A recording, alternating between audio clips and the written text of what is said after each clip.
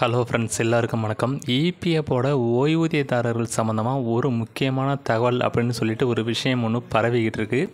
அது என்ன அப்படின்னு பார்த்தீங்கன்னா, அதாவது இபிஎஃப்போட ஓய்வூதியதாரர்கள் இபிஎஃப் கிட்டேருந்து கிடைக்கக்கூடிய இந்த ஓய்வூதியம் தொடர்ந்து கிடைக்கணும்னா ஜூன் 30 இப்படி ஒரு ஃபார்மை நீங்கள் ஃபில் பண்ணி கொடுக்கணும் இபிஎஃப்ஓவுக்கு அப்படிங்கிற மாதிரியான ஒரு தகவல் பரவிக்கிட்டு இருக்குது. இபிஎஃப் மூலமாக ஓய்வூதியம் வாங்குறீங்கன்னா இந்த ஃபார்மை ஜூன் 30 கொடுக்கலன்னா உங்களுக்கு ஓய்வூதியம் கிடைக்கிறதுல ஏதாவது சிக்கல் ஏற்படும் அப்படிங்கிற மாதிரியான இந்த தகவல் பரவிட்டு இருக்கு. இந்த தகவல் ஒரு உண்மையான தகவல் இல்லை அப்படிங்கிறது தான் நாம் சொல்ல வர்ற விஷயம்.